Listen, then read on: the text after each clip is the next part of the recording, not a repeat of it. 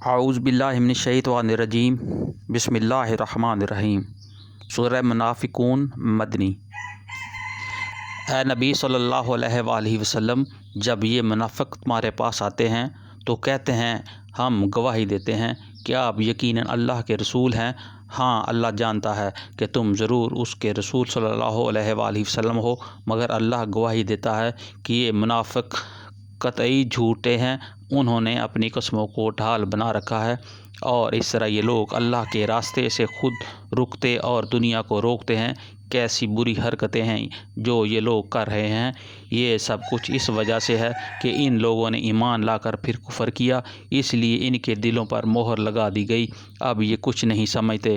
انہیں دیکھو تو ان کے جسے تمہیں بڑے شاندار نظر آئیں، بولیں تو تم ان کی باتیں سنتے رہ جاؤ، مگر اصل میں یہ گویا لکڑی کے کندے ہیں جو دیوار کے ساتھ چن کر رکھ دیے گئے ہیں۔ ہر زور کی آواز کو اپنے خلاف سمجھتے ہیں۔ یہ پکے دشمن ہیں، ان سے بچ کر رہو۔ اللہ کی مار ان پر، یہ کدھر الٹے پھرائے جا رہے ہیں۔ اور جب ان سے کہا جاتا ہے کہ آؤ تاکہ اللہ کا رسول تمہارے لیے مغفرت کی دعا کرے، تو سر جھٹکتے ہیں، اور تم دیکھتے ہو کہ وہ بڑے گھمنڈ کے ساتھ آنے سے رکتے ہیں۔ اے نبی صلی اللہ علیہ وآلہ وسلم، تم چاہو ان کے لیے مغفرت کی دعا کرو یا نہ کرو، ان کے لیے یکساں ہیں، اللہ ہرگز انہیں معاف نہ کرے گا۔ اللہ فاسق لوگوں کو ہرگز ہدایت نہیں دیتا۔ یہ وہی لوگ ہیں جو کہتے ہیں کہ رسول اللہ صلی اللہ علیہ وآلہ وسلم کے ساتھیوں پر خرچ کرنا بند کر دو تاکہ یہ منتشر ہو جائیں، حالانکہ زمین اور آسمانوں کے خزانوں کا مالک اللہ ہے۔